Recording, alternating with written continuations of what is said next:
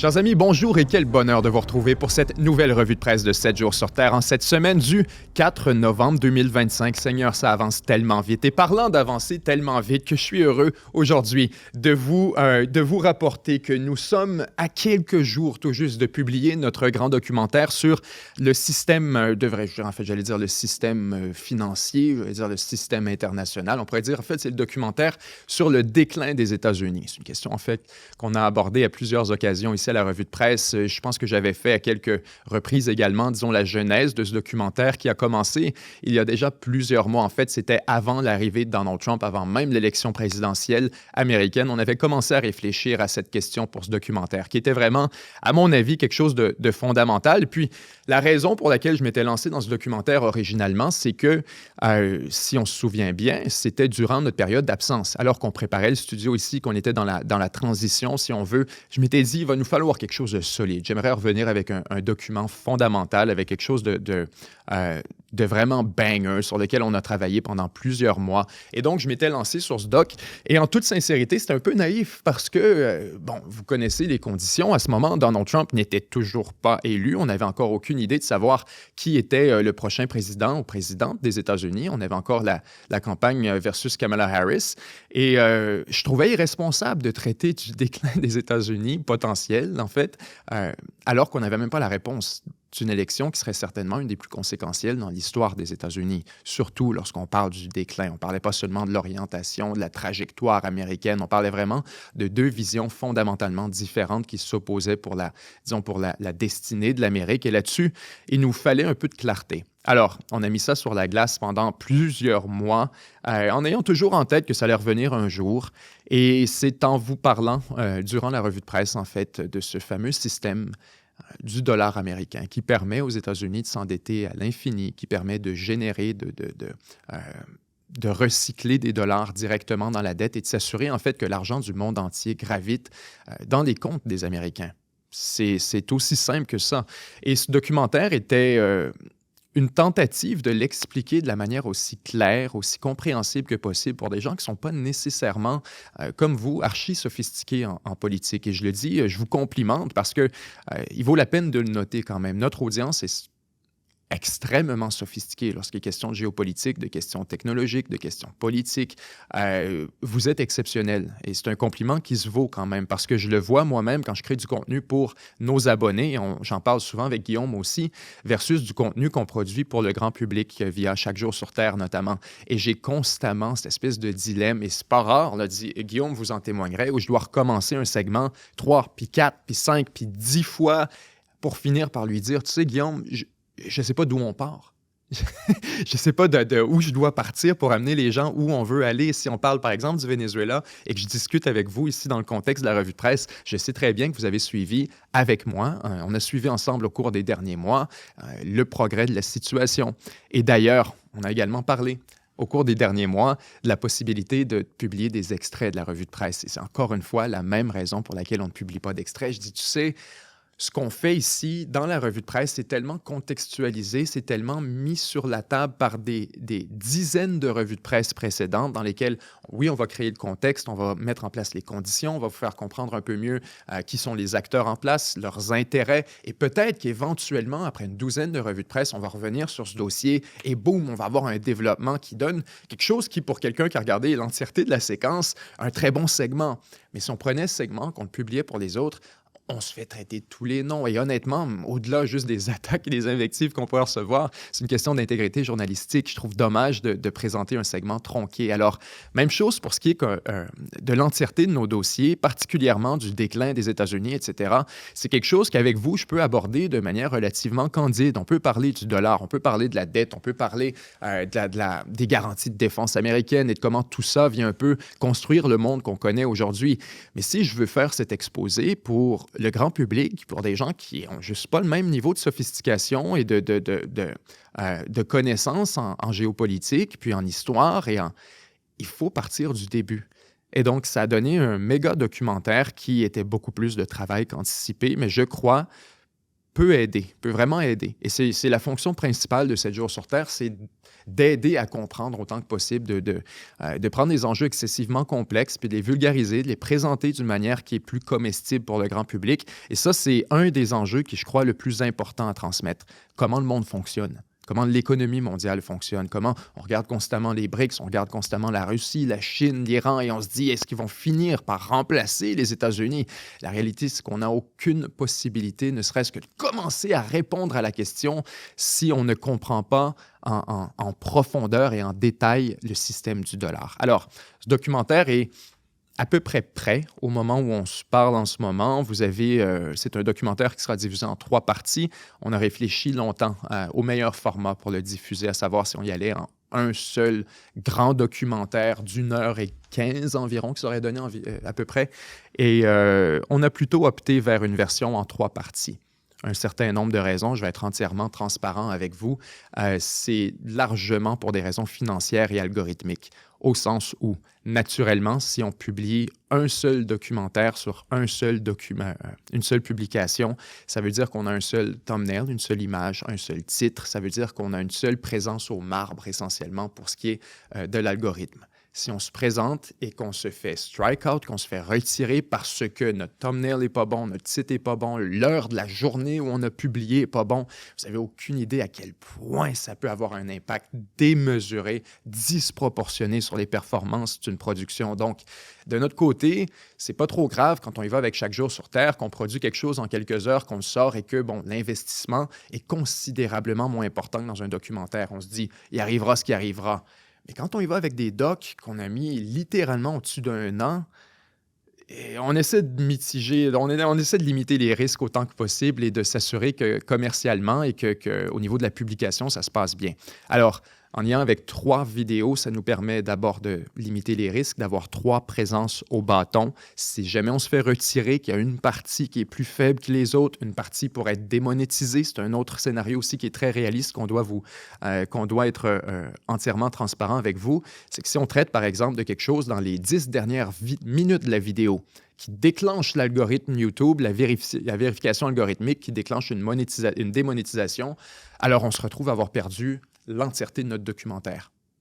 Et ce sont des sommes considérables qui sont laissées de côté parce qu'on a mal fait nos devoirs. Alternativement, si on a 3 parties, une seule est démonétisée, c'est beaucoup plus facile de vivre en conséquence, sans parler bien sûr qu'on peut avoir l'avantage algorithmique.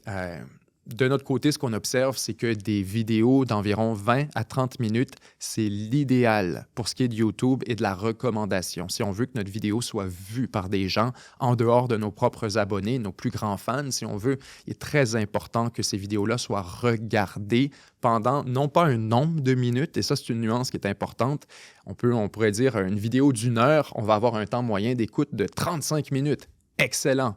YouTube ne le voit pas comme ça. YouTube se dit, sur une vidéo d'1 heure, vous avez 35 minutes en moyenne, c'est tout juste la moitié.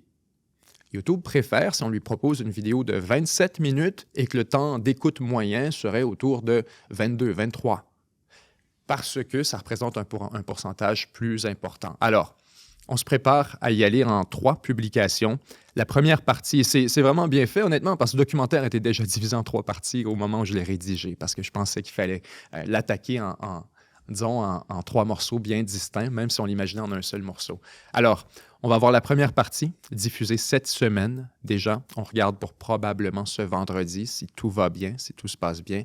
Publication ce vendredi et c'est l'histoire donc de la création de l'Empire américain. On y couvre pendant, encore une fois, un 25 à 30 minutes. D'abord, qu'est-ce qu'un empire? Fondamentalement, en quoi ce qu'on appelle l'Empire américain, ce qu'on qualifie l'Empire américain, constitue effectivement un empire? Quels sont les attributs de ce qu'on voit aujourd'hui de la puissance américaine qui se déploie, qui se manifeste comme un empire à travers le monde? Ensuite, pourquoi ce modèle a été créé?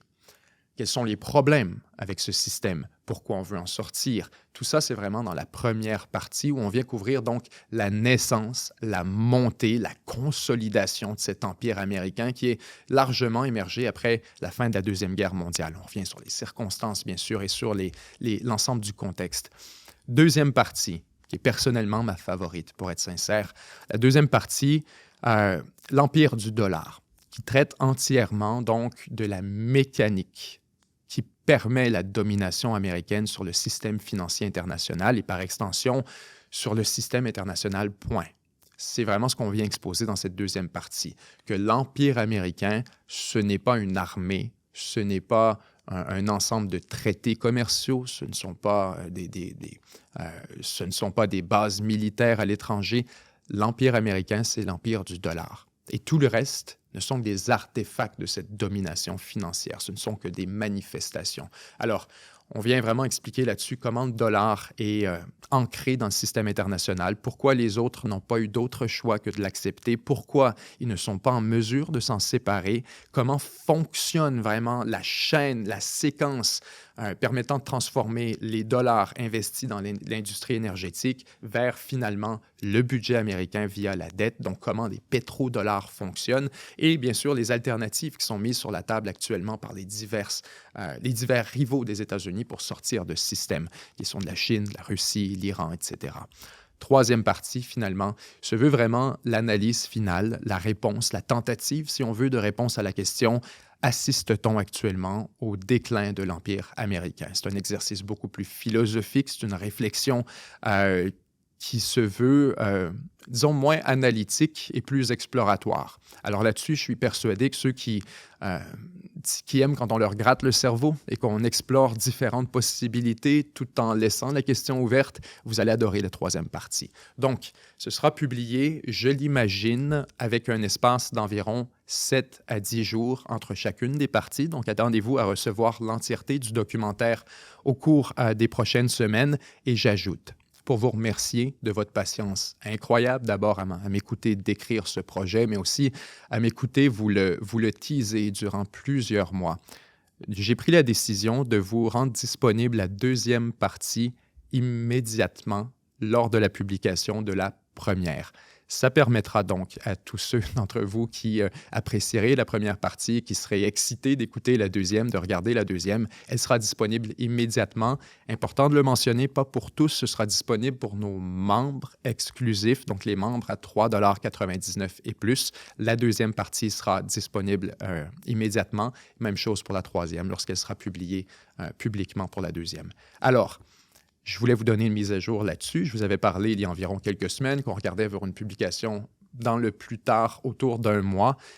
Nous y sommes. Alors, sans plus tarder, on se dirige vers la Chine. Alors qu'on sait, on avait cette rencontre dans le cadre de la tournée asiatique de Donald Trump, qui s'est rendue notamment en Corée du Sud, au Japon, en Malaisie. Cette fois, on était en Chine. Pas vraiment, si on veut, le clou du spectacle. On avait cette rencontre entre Xi Jinping et Donald Trump dans un contexte commercial extrêmement difficile. Vous vous souvenez, bien sûr, la semaine dernière et dans les revues de presse précédentes, on avait couvert cette escalade, cette montée de tension commerciale. Et je me souviens même vous avoir déclaré à un certain moment qu'on se dirigeait vers une situation qui pourrait déclencher une crise économique, qu'on s'en allait vraiment vers une dégradation majeure du climat économique mondial et il y avait des risques substantiels avec tout ça. D'abord, les États-Unis, à travers les derniers mois, avaient imposé des contrôles aux exportations pour les semi-conducteurs avancés, donc les puces ordinateurs qui sont extrêmement avancées, utilisées par les Chinois dans l'industrie de l'intelligence artificielle, produites surtout par NVIDIA, par TSMC également. On s'est assuré que tout ça ne puisse plus se retrouver en Chine. La Chine, naturellement, a répondu à ces conditions d'exportation en imposant elle-même des règlements très serrés sur l'exportation des terres rares et des minéraux critiques, minéraux stratégiques. On sait, on en parle beaucoup aussi à la revue de presse, ce sont ces minéraux, ces terres rares qui sont essentiels dans la fabrication d'abord des semi-conducteurs, mais aussi dans la fabrication d'à peu près tout ce qui vient dans la chaîne de production militaire. On parle d'avions de chasse, on parle de missiles, on parle d'ogives, etc. Les terres rares, minéraux critiques en provenance de la Chine sont absolument essentiels. Et donc, dans le cadre de cette escalade commerciale, les États-Unis et la Chine avaient déployé leurs plus gros canons. On avait bien sûr des tarifs additionnels par-dessus tout ça. On s'était parlé la semaine dernière ou il y a 2 semaines de tarifs qui étaient maintenant sur les navires qui accostent au port. Tout ça a été levé. À travers la rencontre entre Trump et Xi Jinping, on revient essentiellement à ce qu'on appelle une trêve pour la prochaine année. On se serait entendu avec la Chine pour y aller d'une trêve pour les 12 prochains mois, une trêve commerciale qui limiterait autant que possible l'escalade, donc le temps qu'on arrive à une entente plus concrète. Mais donc, cette négociation, cette rencontre entre Xi Jinping et Donald Trump a donné des résultats concrets. Il vaut la peine qu'on fasse la lecture de cet article de la BBC ensemble. D'abord, la Chine commencera à assouplir l'interdiction d'exportation des puces informatiques automobiles essentielles à la production de voitures dans le monde entier dans le cadre d'un accord conclu entre les États-Unis et la Chine, a déclaré la Maison-Blanche. La Maison-Blanche a confirmé les détails de l'accord dans une nouvelle fiche d'information. Les pays ont également conclu des accords sur les exportations de soja américain. C'est un point qui était très problématique. Canola, soja, les Chinois s'étaient entendus à travers les ententes commerciales précédentes d'acheter un gros volume de produits agricoles américains et ça s'était vaporisé depuis quelques mois alors que les Chinois mettaient de la pression sur les Américains. Un des meilleurs moyens d'augmenter la pression était de réduire ses achats de produits agricoles et ça met beaucoup de pression en retour sur Donald Trump politiquement. On sait que quand même beaucoup de ces États qui sont des producteurs agricoles, Iowa, etc., sont des États qui sont typiquement républicains, très importants dans le calcul politique aux États-Unis. Trump avait fait des concessions importantes aux fermiers, aux agriculteurs américains dans le cadre de la première guerre commerciale avec la Chine pour essayer de compenser un peu cette baisse des achats. Aujourd'hui, la Chine nous dit qu'on va revenir donc aux achats réguliers et que cet élément de la guerre commerciale serait donc évacué.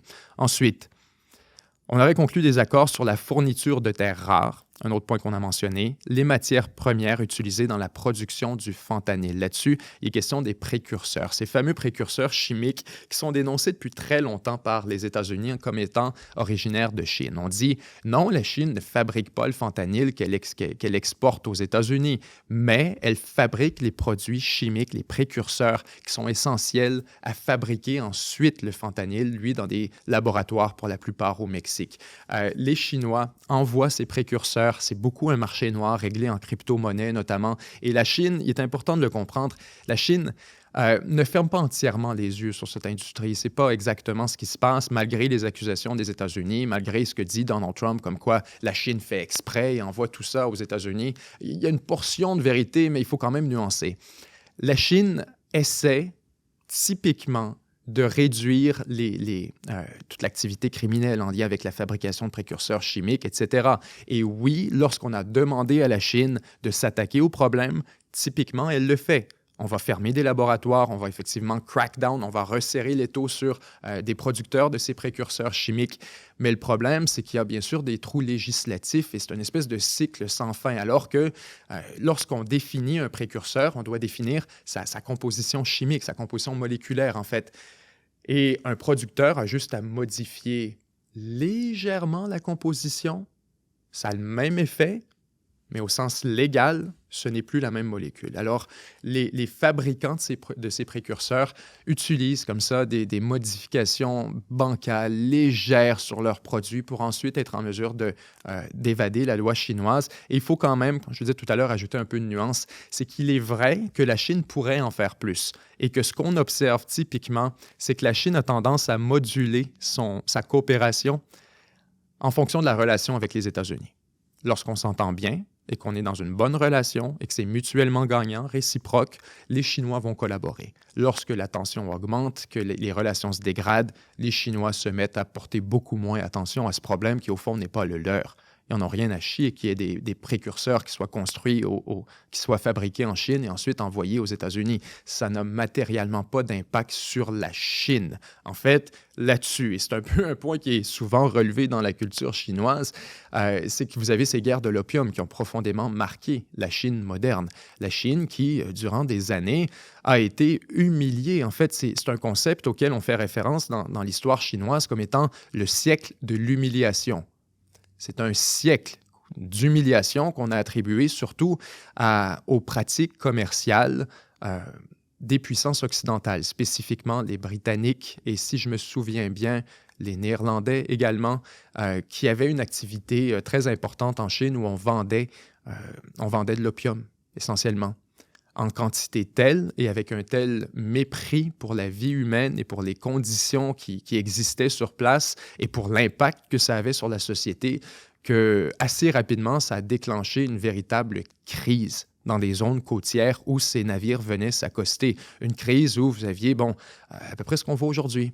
Des opiacés, une crise des opiacés, des centaines, sinon des milliers de personnes qui devenaient profondément dépendants, qui vivaient dans des endroits complètement décrépits, dégueulasses, et qui ne travaillaient plus, ne s'occupaient plus de leur famille. Et ça, c'était vu comme quelque chose de profondément déshonorant en Chine.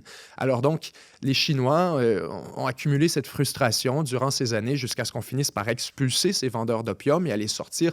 Et on est revenu pour, en fait, faire la guerre à la Chine.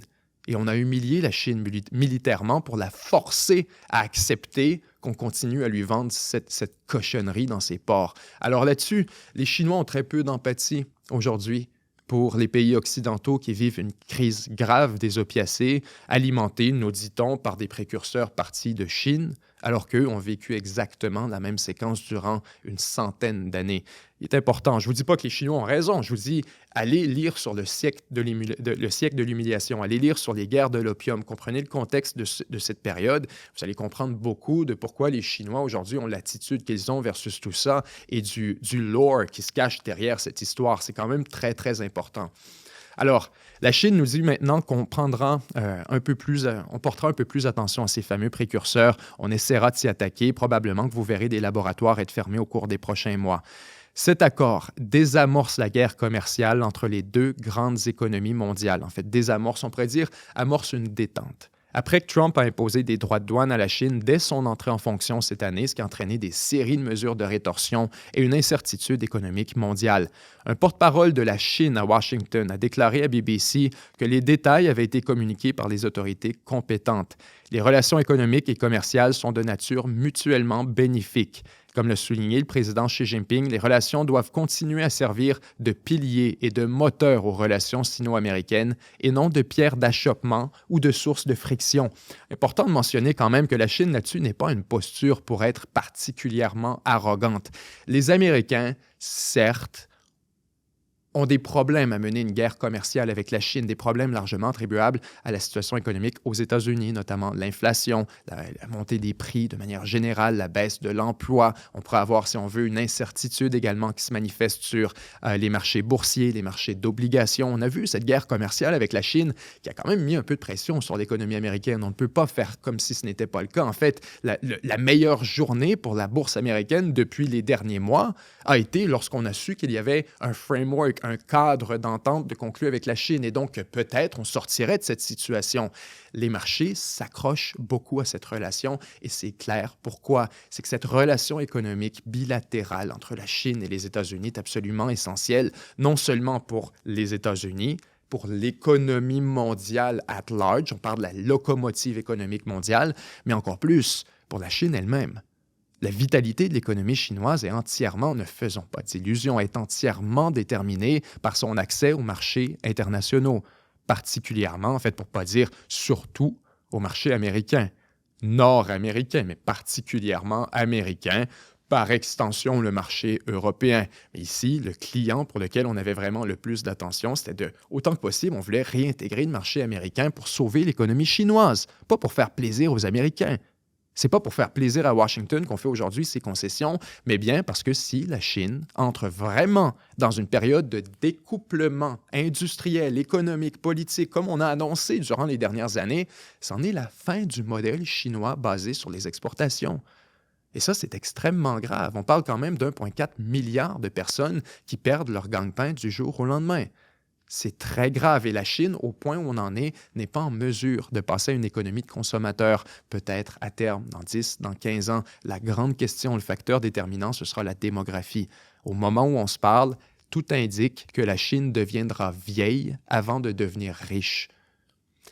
Et donc, on a les prochaines années, peut-être de 5, 10 ans, une période essentielle où on doit remplir les coffres, où on doit améliorer la condition de vie de la population chinoise et construire ce marché de consommateurs qui permettrait peut-être un jour de s'émanciper de la dépendance au marché nord-américain et européen. Ici, les Chinois nous parlent donc d'une relation mutuellement bénéfique. On veut revenir à une collaboration avec les États-Unis. Le secrétaire du Trésor, Scott Bessent, a déclaré à CNN « Nous ne voulons pas nous découpler de la Chine. » Mais ils se sont montrés être un partenaire peu fiable. Et sur la question des terres rares, la Chine a effectivement joué le tout pour le tout. On s'en est parlé aussi dès le début du mandat Trump. On s'était parlé de ses premières manœuvres par la Chine. Et je me souviens en fait du segment et des déclarations que j'avais fait presque mot pour mot à ce même bureau. Et je vous disais, faites attention, la Chine, en mettant dès le début de cet échange avec les États-Unis, on avait juste lancé un peu un coup de semonce. La Chine avait répondu avec un coup de bazooka en imposant immédiatement des contrôles d'exportation sur un certain nombre, pas toutes, un certain nombre de terres rares. Déjà, on voyait, wow! La dernière fois, dans la guerre commerciale, les Chinois se sont laissés manger la laine sur le dos. On espérait que ça passe. Cette fois, à la première minute, les Chinois sont sortis en signalant, en gesticulant très clairement qu'ils avaient l'intention de répondre aux agressions commerciales de la part des États-Unis. Et donc, depuis ce moment, il y a une question fondamentale qui était celle du découplement. Parce qu'à partir du moment où la Chine montre son intention, sa volonté, sa propension à se retirer entièrement d'une chaîne d'approvisionnement, en étant parfaitement consciente des conséquences énormes pour les pays qui en dépendent, par là j'entends surtout les terres rares, les minéraux critiques, la Chine est parfaitement au courant qu'elle a un monopole. C'est pour ça qu'elle pose les gestes qu'elle pose actuellement. Mais elle est parfaitement au courant aussi que si elle impose un blocus ou elle arrête d'exporter au reste du monde, c'est la fin de sa domination. Nécessairement. Et on l'a vu à travers les derniers mois. Le fait que la Chine s'est montrée si intransigeante sur la question des terres rares et si maximaliste, si jusqu'au boutiste, ça a invité les États-Unis à retourner toutes les roches à travers le monde à la recherche de nouvelles sources d'approvisionnement en terres rares. On a signé, la semaine dernière, on en parlait ensemble, une entente avec l'Australie, une des plus grandes puissances minières de la planète. On a exploré la possibilité d'assimiler, d'annexer le Canada pour en faire une colonie minière. Ça n'a pas fonctionné. On verra éventuellement. Le Groenland, même chose. On a exploré la possibilité d'avoir une présence accrue des États-Unis, sinon une prise de contrôle totale, pour exercer plus d'influence sur les chaînes d'approvisionnement de terres rares et de minéraux critiques. L'Ukraine, même chose. On a signé une entente avec l'Ukraine. Le Congo, on a signé une entente avec le Congo. Alors, je pense que je n'ai pas besoin de marteler encore plus que les États-Unis sont activement, en ce moment, en train d'essayer de briser le monopole chinois sur les terres rares et les minéraux critiques. Et c'est tout à l'avantage des États-Unis. Ils ont une tâche devant eux pour les prochaines années. Ce ne sera pas en un jour. Mais pour les Chinois, c'est un recul stratégique énorme. Parce que justement, on a choisi de jouer notre meilleure carte dès le départ. On l'a pu entre nos mains. Et les Américains ont vu cette carte être jouée. Et maintenant, sont en train d'essayer autant que possible de la neutraliser. Alors là-dessus, effectivement, quand Scott Bessent dit « Nous ne voulons pas nous découpler de la Chine », ce n'était pas l'intention ici des États-Unis, manifestement pas. Dans le premier mandat, on semblait être plus hostile à la Chine au sens militaire, au sens confrontationnel, civilisationnel. Dans ce mandat, vraiment, really, on dirait que Donald Trump voulait juste des tarifs plus avantageux, réaménager les paramètres généraux, parfois spécifiques de la relation économique, mais surtout pas se débarrasser de la Chine ou s'opposer à la Chine. Trump, au contraire, semble s'enorgueillir de sa relation positive avec la Chine, semble être très satisfait du fait qu'il a une relation productive de travail avec Xi Jinping. Alors là-dessus, effectivement, les États-Unis semblent avoir été surpris par la réaction chinoise et avoir pris des actions en conséquence. Alors on nous dit, mais ils se sont montrés être un partenaire peu fiable. On aurait préféré une autre possibilité, mais les Chinois nous ont un peu forcé la main là-dessus. Une grande partie du contenu de la fiche d'information avait été annoncée par Trump avant la rencontre. À la suite de la rencontre entre les deux dirigeants, Trump avait qualifié les pourparlers qui sont tenus en Corée du Sud d'extraordinaires, tandis que Pékin avait déclaré qu'un consensus avait été trouvé pour résoudre les principaux problèmes commerciaux. Un des points abordés dans l'accord concernait l'exportation de puces électroniques pour l'automobile. On craignait qu'une pénurie de puces en provenance de Nexperia, dont les usines de production sont situées en Chine, ne perturbe la chaîne d'approvisionnement mondiale.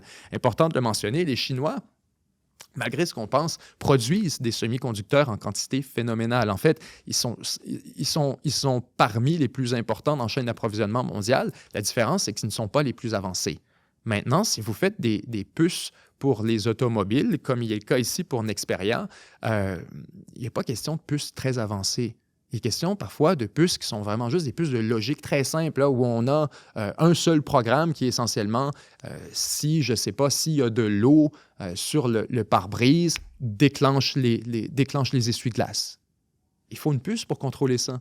Alors, ces petites puces qui sont partout à travers la chaîne d'approvisionnement, non seulement pour les véhicules, mais aussi plus largement la chaîne d'approvisionnement industrielle mondiale, électronique, proviennent beaucoup de Chine, malgré le fait que les Chinois, de leur côté, sont barrés de la chaîne d'approvisionnement mondiale pour les puces avancées. Il est vraiment important de faire une nuance là-dessus. Les Chinois produisent, c'est seulement pas les puces les plus avancées, et c'est de ces puces en particulier dont on essaie de priver la Chine. D'ailleurs, on a des discussions là-dessus qui ont émergé au cours de la rencontre entre Trump et Xi Jinping. C'était une des plus grandes revendications de la Chine, c'est de dire qu'est-ce qu'on fait, nous aussi, avec ces puces. On vous en donne pour vos voitures, on vous donne vos terres rares. Nous, on veut des puces avancées, là. On est dans une course pour l'intelligence artificielle. Alors, du côté des États-Unis, vous avez bien sûr des acteurs, surtout du côté des républicains, des parties prenantes qui disent « hors de question de donner des semi-conducteurs avancés à la Chine ». Ce serait l'équivalent, pour prendre les termes, je pense, de Lindsey Graham, ce serait l'équivalent de donner de l'uranium enrichi à l'Iran. L'image est peut-être un peu facile, mais elle n'est pas mauvaise. Parce qu'effectivement, si l'Iran, on lui a mis sous sanction parce qu'on ne veut pas qu'on accumule une capacité nucléaire, bien, du côté de la Chine, on l'a mis sous sanction parce qu'on ne veut pas qu'elle accumule une capacité computationnelle en termes d'intelligence artificielle. Alors là, si leur vendez les meilleures puces et qu'il y a question possiblement de vendre les puces Blackwell, Trump avait fait allusion à la possibilité de vendre les fameuses puces Blackwell à la Chine. Et là-dessus, vous aviez des articles du New York Times qui est paru la semaine dernière de la réaction au secteur privé aux États-Unis et même au Pentagone, alors que ce serait une erreur stratégique massive. Ce serait l'équivalent de fournir des F-35 et des B-2 à la Chine.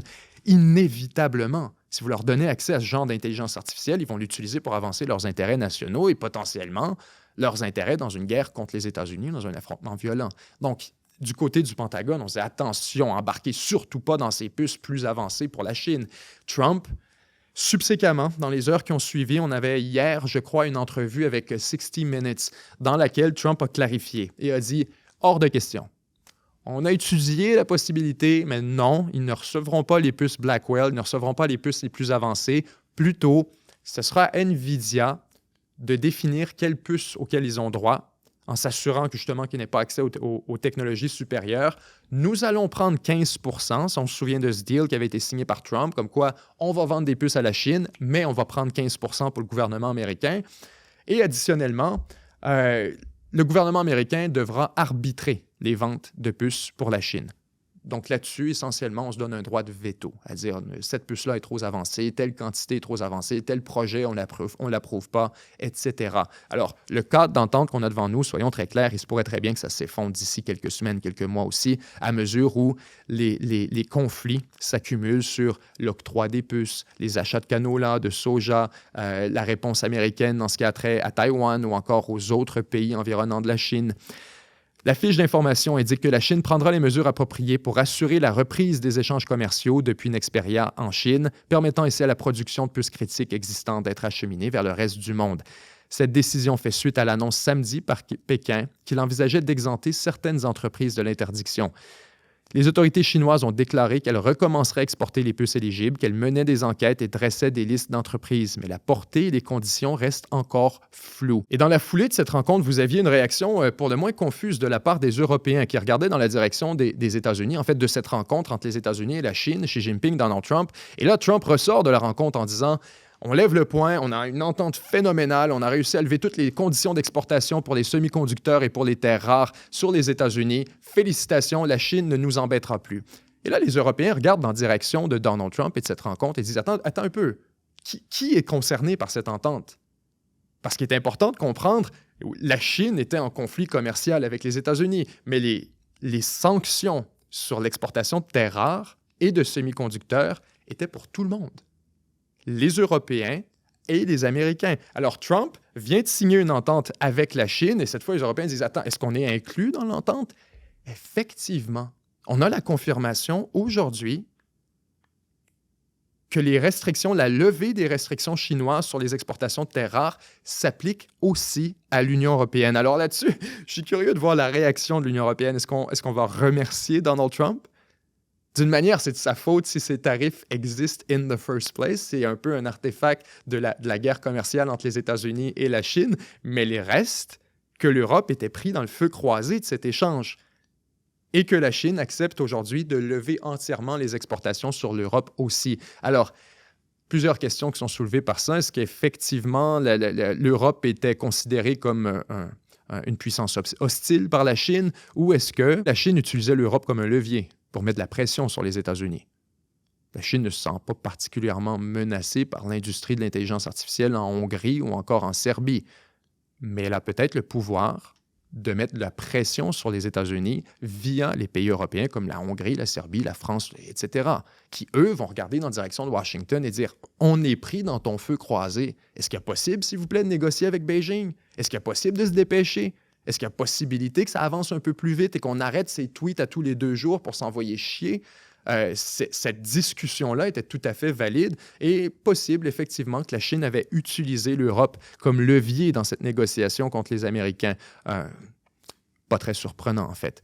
Alors, prochain dossier, on se déplace du côté, en fait, on reste du côté de la Chine, alors que juste avant sa rencontre avec Xi Jinping, Trump a annoncé, à la surprise de plusieurs, qu'il ordonne la reprise des essais d'armes nucléaires pour la première fois aux États-Unis en plus de 30 ans. Alors, les États-Unis, qui disent, vont recommencer à tester des armes nucléaires afin de rester au même niveau que d'autres pays comme la Russie et la Chine.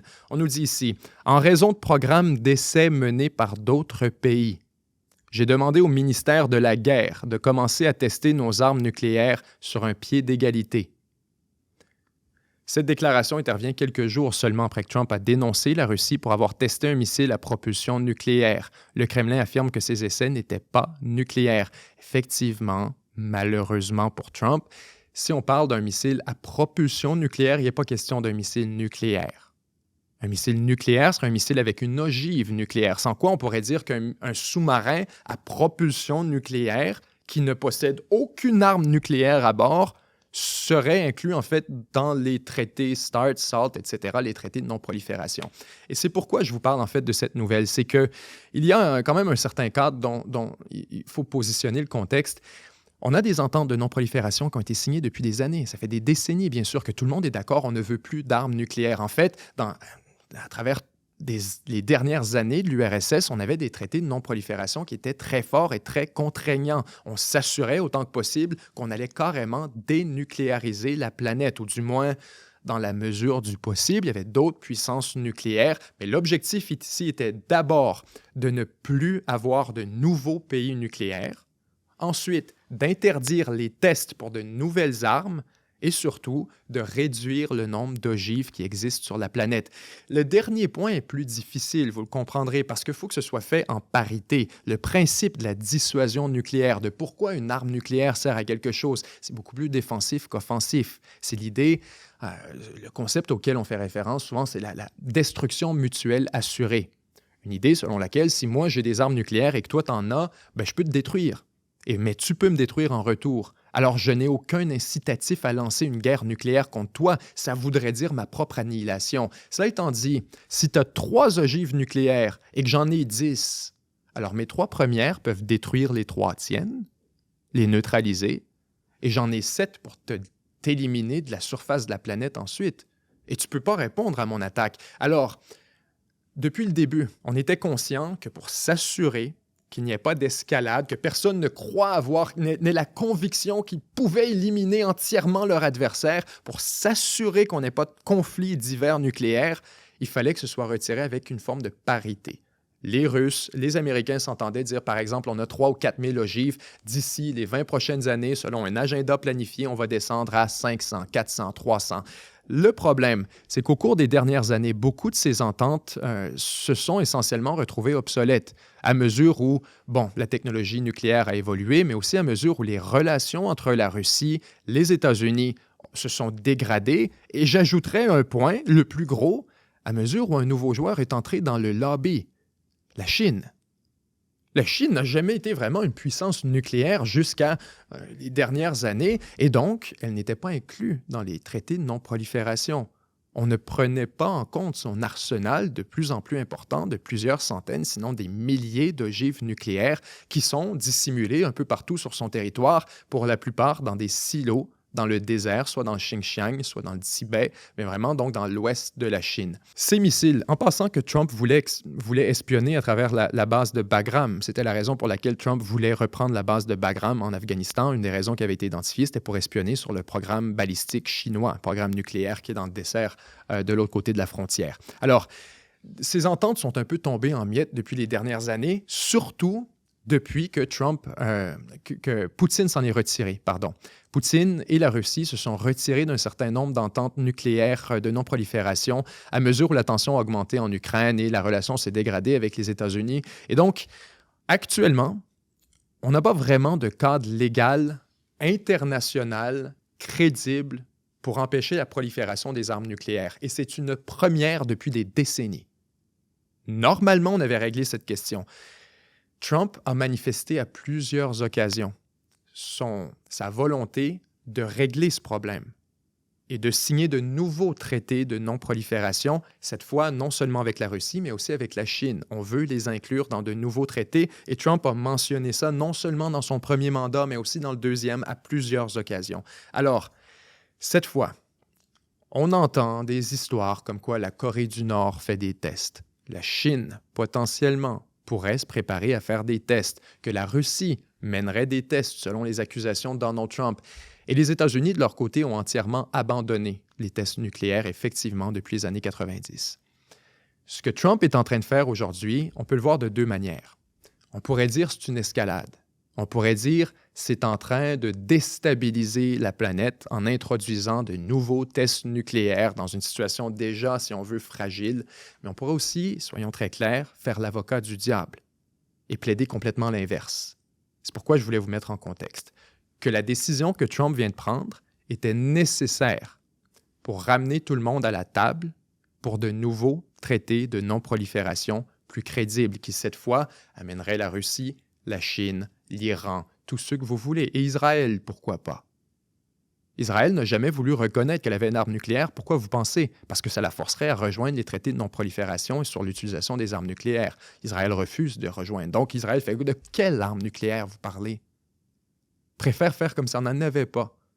D'ailleurs, c'est un point qui a été exigé par John F. Kennedy lorsqu'on a découvert qu'Israël avait effectivement un programme nucléaire dont on avait volé de l'uranium enrichi aux États-Unis, à la NUMEC. C'est comme ça qu'on a construit les premières ogives israéliennes. Ça a été avec du matériel volé aux États-Unis clandestinement par les services de renseignement. Les Américains finissent par s'en rendre compte et confrontent Israël. À leur dire là, vous avez deux options. Soit vous come clean, vous dites que vous avez des armes nucléaires et vous signez les ententes de non-prolifération immédiatement.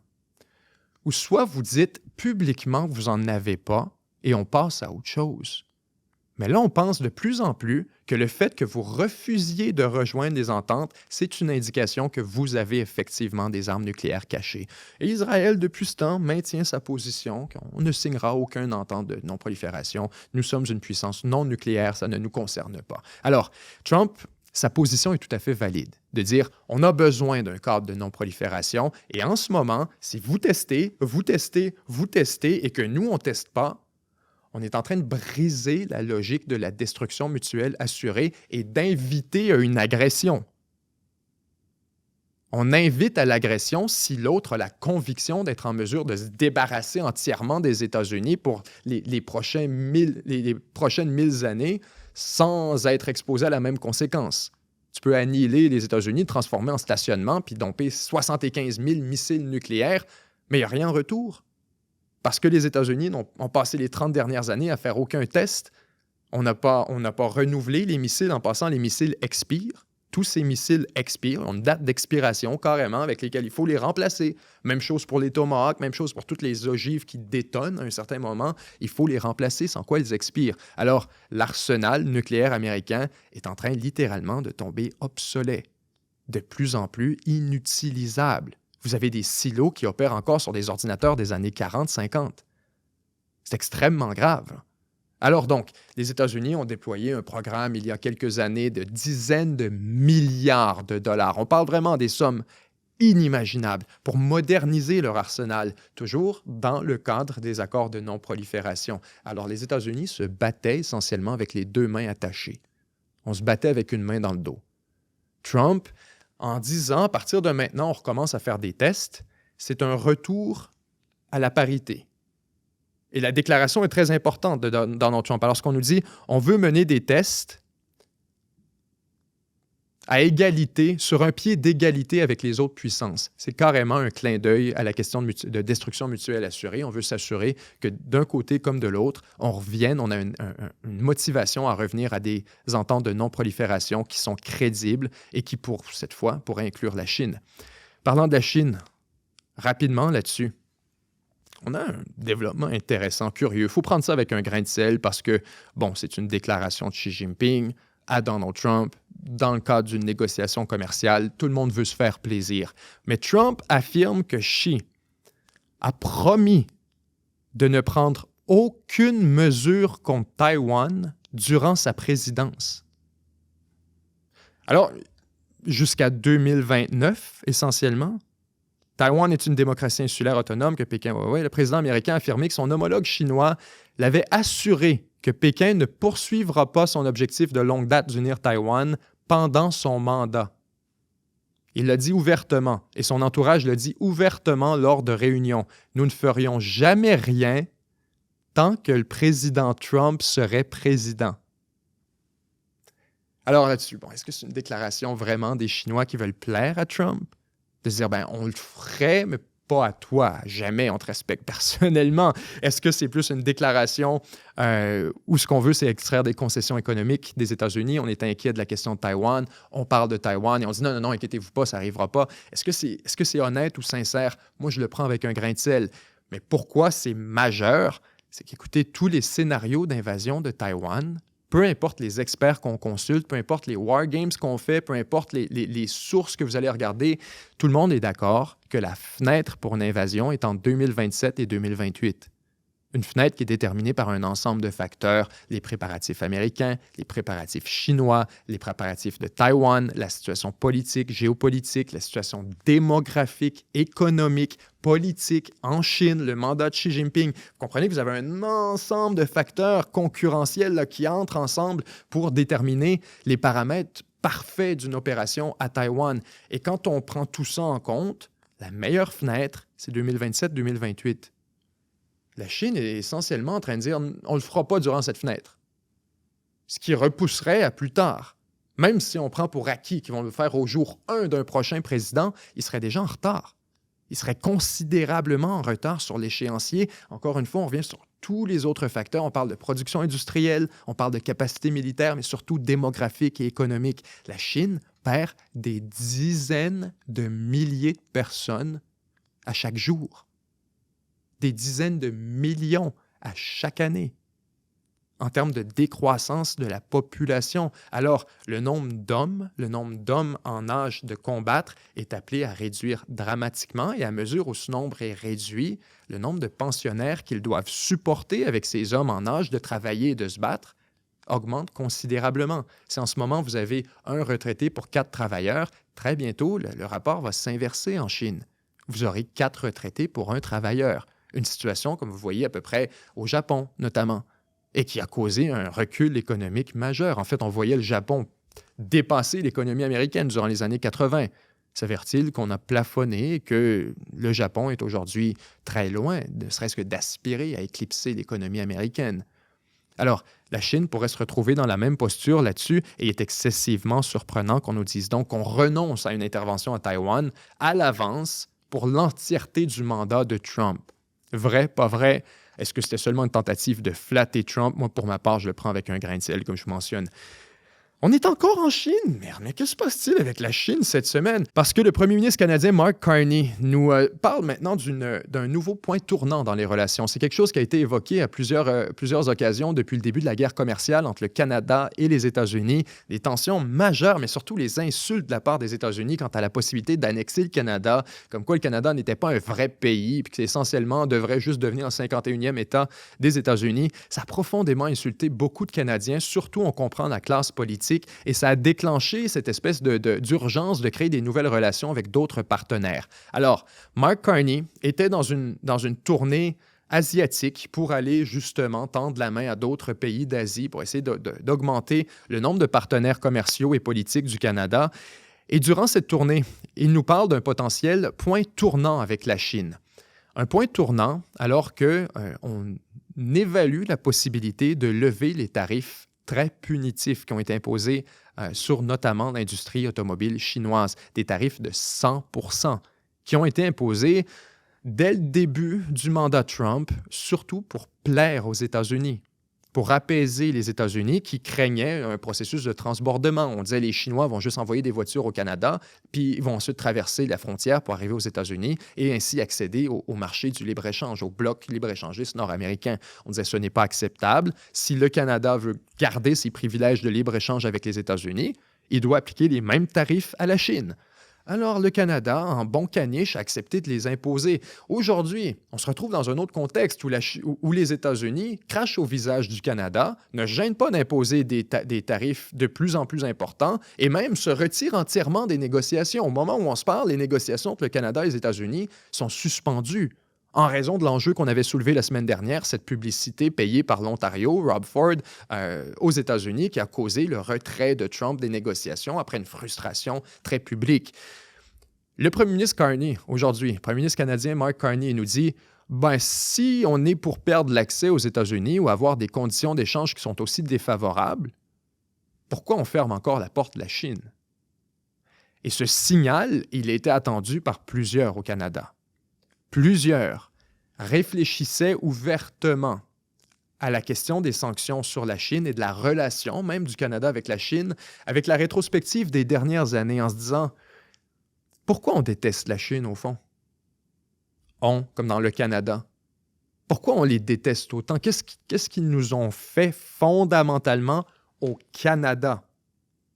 La réalité, je vous en parle de rétrospective, c'est quand on revient un peu dans le temps, on constate que la relation du Canada avec la Chine a normalement été très positive, très productive, économiquement, mutuellement bénéfique, en passant beaucoup plus pour le Canada que pour la Chine. Le Canada est 35 millions, 40 millions de personnes. C'est gros comme la ville de Wuhan.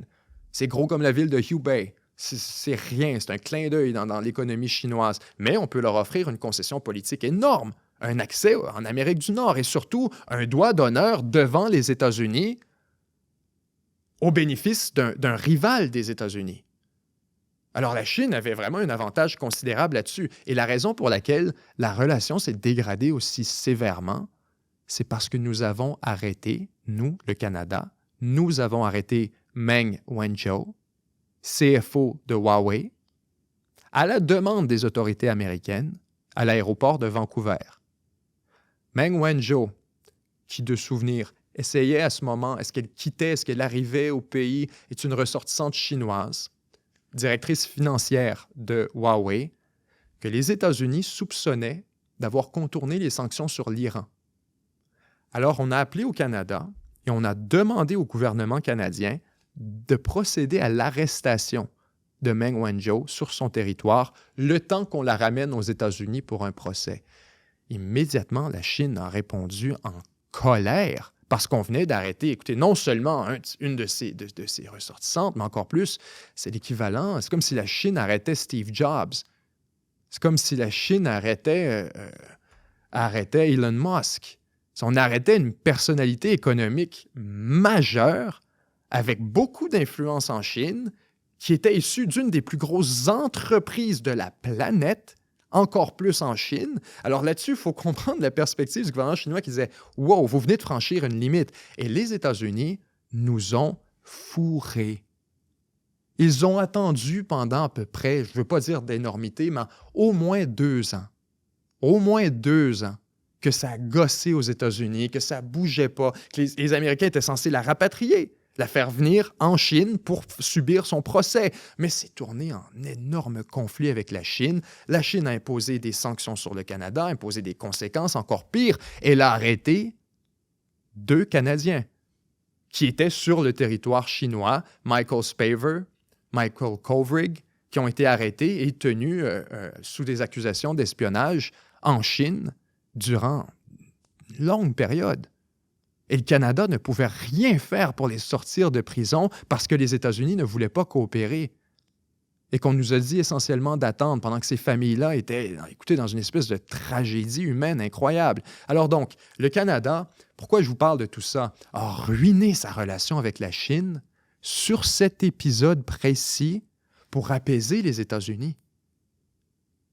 On l'a fait à la demande de Washington.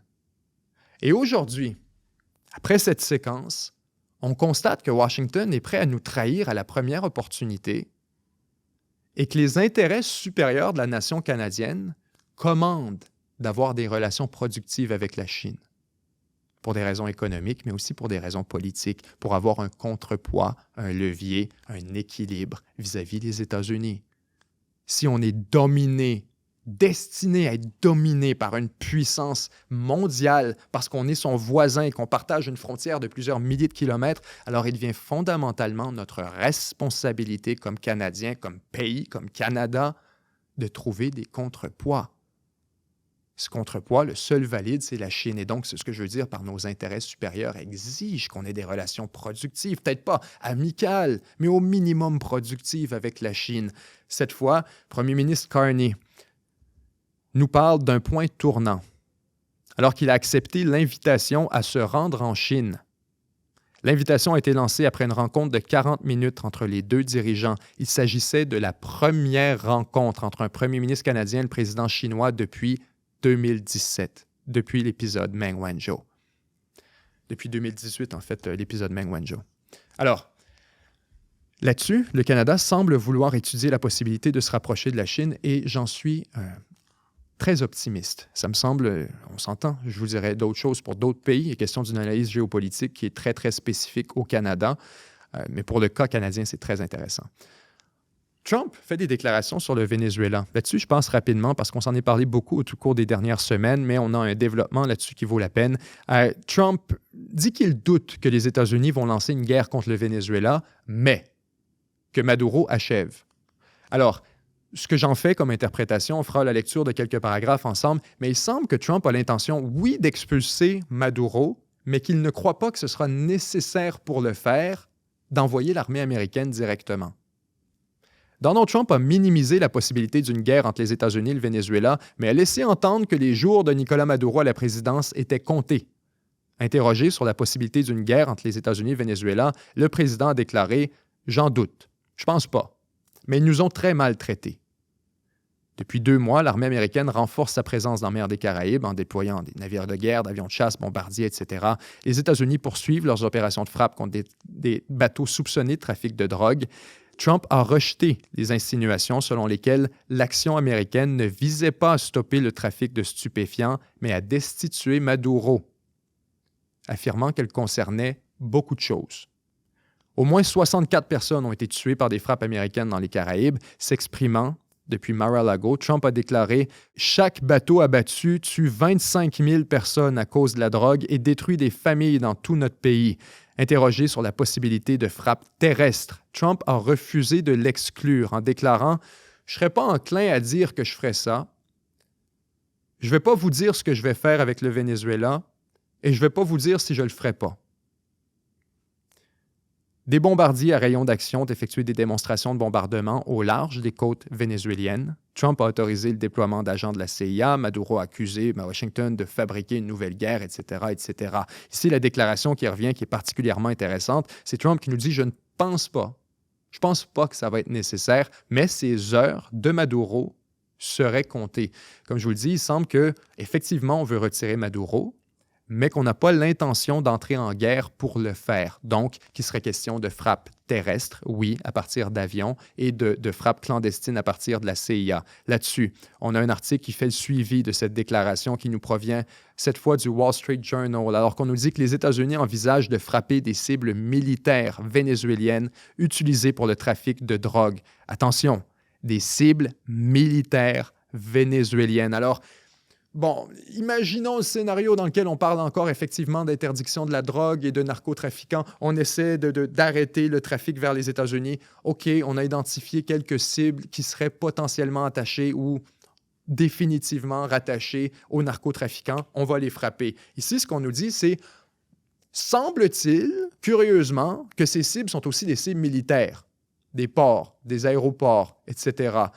Si on vit dans un monde dans lequel les États-Unis préparent effectivement une campagne militaire armée de grande envergure contre le Venezuela, c'est comme ça que ça commence. Si on était dans un monde, c'est comme ça que ça commence. Les infrastructures des cartels de la drogue seraient probablement attaquées si Trump décidait d'engager une action militaire. L'administration a identifié au Venezuela des cibles, notamment des installations militaires utilisées pour le trafic de drogue. S'il décide de lancer des frappes, ces cibles enverraient un message clair aux dirigeants de Maduro. Il est temps pour lui de démissionner. Bien que le président n'ait pas encore pris de décision définitive, des responsables ont indiqué qu'une campagne aérienne ciblerait des établissements situés au carrefour des cartels de la drogue et du régime de Maduro. Trump et ses principaux conseillers se sont particulièrement attachés à déstabiliser Maduro. Parmi les cibles potentielles, des ports et des aéroports contrôlés par l'armée. Pas par le cartel. Ce que je veux dire par si, je comprends, un scénario dans lequel on frappe les cartels, ça donne que l'armée est là.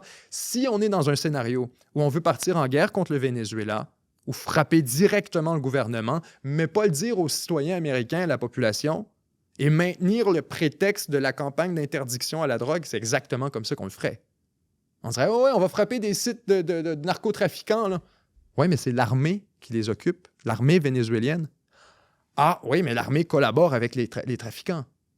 C'est le cartel du soleil. C'est ce qui est allégué par les États-Unis. Donc là-dessus, vous avez le droit de prendre la réalité qui vous appartient, mais il faut reconnaître que les Américains sont en train de préparer une campagne d'envergure importante sur des cibles qui ne sont pas des cibles de laboratoires de drogue, etc. C'est ce que je veux dire, parce qu'on est très loin de l'interdiction de la drogue, là. On n'est pas en train de frapper justement des bateaux, on frappe des ports et des aéroports contrôlés par l'armée vénézuélienne. C'est quoi si c'est pas une guerre?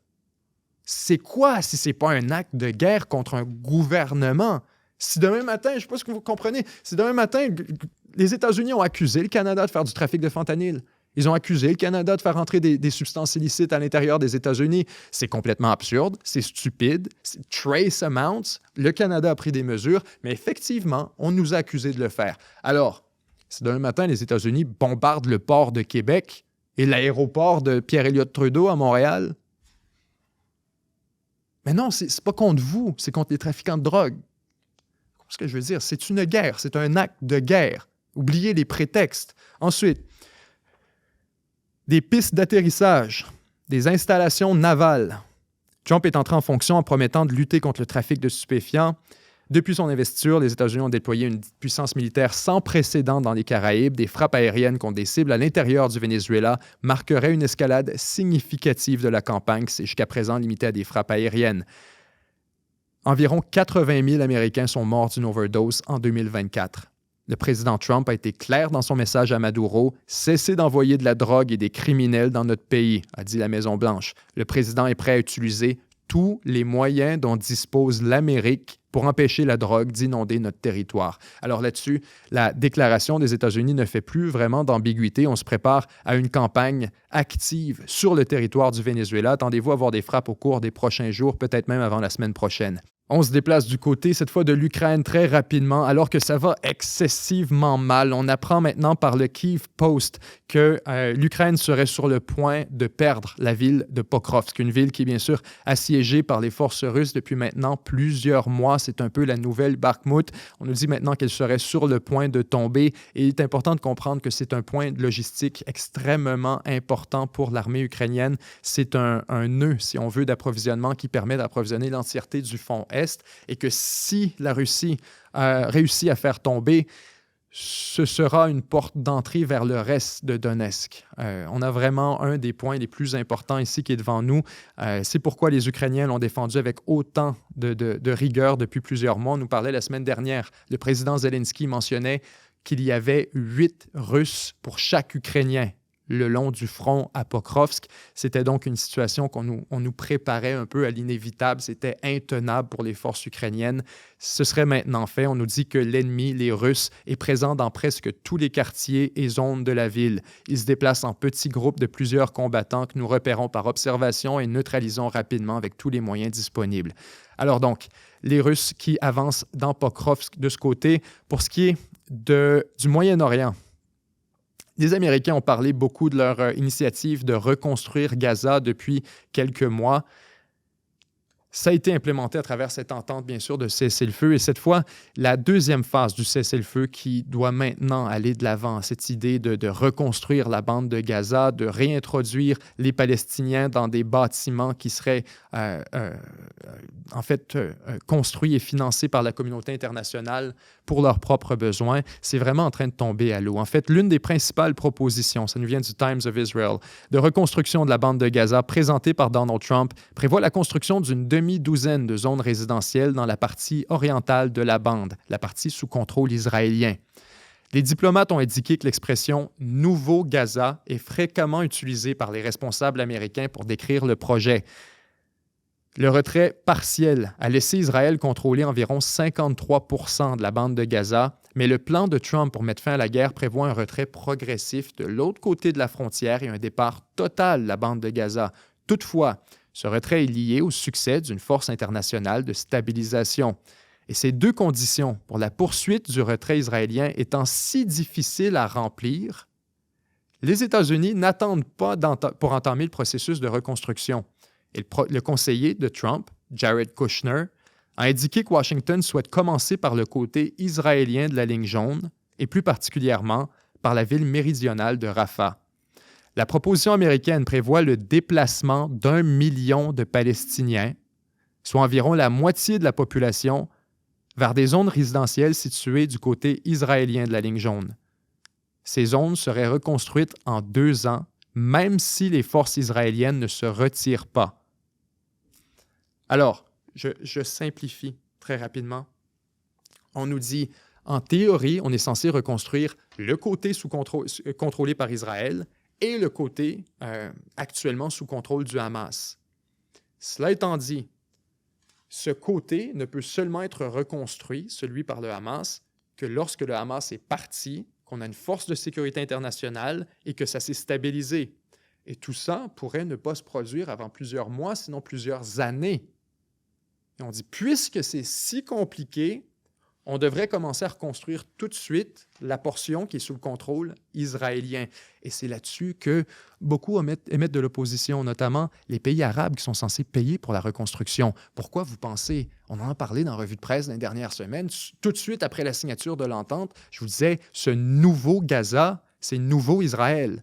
C'est la portion assimilée qui est maintenant annexée par Israël, se fera partie de l'État israélien pour toujours, soit comme zone de tampon, soit comme une extension du territoire israélien qui sera contrôlée et administrée par Israël. C'est clair, c'est évident et c'est flagrant que c'est comme ça que ça va se produire. Et maintenant, on nous dit, donnez-nous votre argent tout de suite, ceux qui veulent reconstruire, et on va commencer à reconstruire du côté israélien. Alors qu'on sait très bien que ça pourrait rester à Israël pour toujours, cette portion. Donc, c'est essentiellement on est en train de demander aux pays arabes de financer la construction d'infrastructures sur le territoire israélien, en pratique. Je sais, vous allez me dire, c'est pas le cas, c'est pas israélien, c'est Gaza, ça leur appartient pas, je sais. Mais en termes pratiques, c'est du territoire administré par Israël. Donc, on dit l'argent pour commencer, va être donné à Israël en premier. Et c'est ça qui, bien sûr, déclenche beaucoup d'opposition. La proposition ici est opposée par un certain nombre de pays arabes. Les Palestiniens ne souhaitent peut-être pas vivre sous le joug du Hamas, mais l'idée qu'ils soient prêts à aller vivre sous occupation israélienne et à être contrôlés par le parti qu'ils tiennent également pour responsable de la mort de 70 000 des leurs est tout simplement fantaisiste, a déclaré un des diplomates arabes, en disant « Pensez-vous vraiment que les Palestiniens vont vouloir aller habiter sous le contrôle d'Israël après cette guerre? Pensez-vous vraiment que le million qui actuellement habite sous l'autorité du Hamas vont tout simplement faire leur bagage, traverser du côté israélien? » Ça ne fait aucun sens. Alors, la proposition ici n'est pas vraiment bien reçue par les pays arabes et c'est très grave parce que c'est une portion essentielle du cessez-le-feu. Ça fait partie de cette entente de 20 points, c'était qu'éventuellement, on doit reconstruire, ça doit arriver, sans quoi on se condamne à une instabilité, à une criminalité ambiante à l'intérieur de Gaza. C'est tout à fait normal. S'il n'y a plus de nourriture, s'il n'y a plus d'eau potable, s'il n'y a plus d'administration publique, il n'y a plus de policiers, il n'y a plus d'ambulanciers, on s'attend à quoi? Alors là-dessus, bon, sans surprise, ce cessez-le-feu est un peu, encore une fois, condamné à l'effondrement. On passe rapidement sur notre prochain dossier, toujours au Moyen-Orient. Je veux vraiment qu'on progresse vers l'Afrique. On a des dossiers intéressants de ce côté.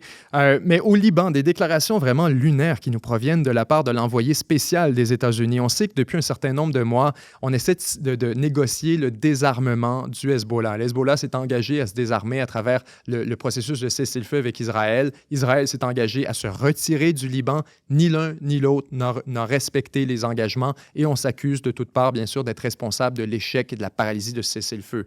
Les Américains commencent à perdre patience. On en parlait beaucoup à la revue de presse au cours des derniers mois. Cette fois, c'est l'envoyé spécial, Tom Barrack, qui est l'envoyé spécial de Donald Trump, qui a lui-même d'ailleurs des racines libanaises, qui a fait des commentaires extrêmement insultants pour le Liban en disant que c'est un failed state, un État failli, un État échoué, soulignant la frustration de Washington face au gouvernement paralysé de Beyrouth.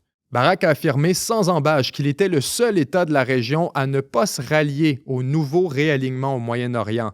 L'État, c'est le Hezbollah, a-t-il déclaré, soulignant que ce groupe soutenu par l'Iran subvient aux besoins de ses partisans et de ses combattants d'une manière que l'État libanais est incapable de faire dans un pays où les services essentiels comme l'électricité et l'eau sont chroniquement défaillants.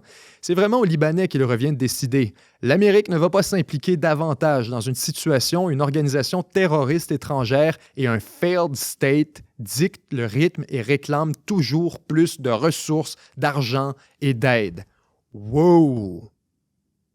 Excusez-moi, cette déclaration, on n'a plus de patience, c'est fini. C'est aux Libanais qui revient de décider. L'Amérique ne va pas s'impliquer dans une situation où une organisation terroriste étrangère et un État failli dictent le rythme et réclament toujours plus de ressources, d'argent et d'aide. On n'a plus de patience. Si vous êtes pour toujours gosser comme ça et en demander plus, éventuellement, on va juste arrêter. On va s'en retirer. La patience de l'Amérique a une limite. Barak a ajouté que les États-Unis, écoutez bien, n'interviendraient pas dans les conflits régionaux, mais qu'ils soutiendraient leur allié Israël s'il devient plus agressif envers le Liban. Excusez-moi, vous dire que c'est lunaire, martien comme déclaration, ça n'a aucun sens. Se présente et parle ouvertement du Liban comme d'un État échoué pour lequel les Américains n'auront plus aucune patience. De toute façon, l'État libanais, c'est quoi? C'est le Hezbollah. Et si Israël décide demain matin d'aller ramasser le Hezbollah et de devenir plus agressif, on va le soutenir. Après avoir dit qu'il n'interviendrait pas dans les guerres de la région, on va leur dire, si vous êtes dans le trouble, on n'interviendra pas. Si Israël décide d'aller vous foutre une volée, on va les soutenir. Alors, c'en est fini pour le processus de négociation avec le Hezbollah et avec le gouvernement libanais. Vraiment, c'était évident. Moi, je vous en avais parlé à plusieurs occasions ici en vous disant, mais ça va nulle part. Manifestement, on ne va pas désarmer le Hezbollah. Le Hezbollah ne veut rien savoir et ça va mener à une nouvelle escalade. Et attention, il se pourrait très bien qu'Israël décide de retourner au Liban. On en a parlé dans la revue de presse à la suite de ce cessez-le-feu. Et tout est en train de se matérialiser exactement comme on l'a dit. Hezbollah refuse de se désarmer. Les mécènes de la région, les pays arabes et les pays du Golfe qui devaient intervenir pour reconstruire le Liban, pour reconstruire également du côté de la Syrie et de Gaza, tout le monde est en train de sortir de l'équation tant et aussi longtemps que le Hezbollah fait encore partie justement du calcul politique au Liban. Alors tout le monde est en train de se retirer là-dessus. Fort possible qu'Israël retourne au Liban au cours des prochaines semaines, prochains mois, pour aller intervenir contre le Hezbollah, soit pour monter la pression, soit pour lancer une nouvelle campagne militaire complètement. Ne négligez pas la propension du gouvernement israélien actuel à lancer des campagnes militaires. Trump, en Afrique, on a 2 dossiers en Afrique, très intéressants. D'abord, Trump a fait une déclaration, encore une fois, un peu curieuse, alors qu'il dit, comme ça, sans vraiment nous y avoir préparé, qu'il ordonne l'armée américaine à se préparer à un déploiement au Nigeria. Trump ordonne à l'armée de se préparer à une action contre les militants islamistes au Nigeria. Il est question d'ailleurs des militants de Boko Haram, militants qui ont gagné beaucoup d'influence au Nigeria au cours des derniers mois, dernières années. C'est une guerre latente qui dure depuis quand même très longtemps et Boko Haram est en train vraiment de refermer l'étau. Le président américain Donald Trump a ordonné à l'armée de se préparer à une intervention au Nigeria pour lutter contre les groupes militants islamistes, accusant le gouvernement nigérien de ne pas protéger les chrétiens. Là-dessus, c'est vraiment ce qui, je trouve weird d'ailleurs, en passant, je ne peux pas m'empêcher de relever cet élément de bizarrerie dans la déclaration de la Maison-Blanche. On met beaucoup d'accent sur le fait que ce sont des chrétiens. Et Trump en parle, et on parle d'un génocide contre les chrétiens. Bon... Vous me direz, les États-Unis sont un État chrétien. En théorie, malgré le « In God We Trust », malgré les traditions, la culture, en théorie, les États-Unis sont censés être une république laïque. Ils ne sont pas censés aller à la défense des chrétiens un peu partout à travers le monde parce que ce sont des chrétiens. Et ici, c'est vraiment la raison qu'on identifie. C'est pas parce qu'on a, en passant, des situations très semblables qui se produisent au moment où on se parle. C'est notre prochain dossier, au Mali.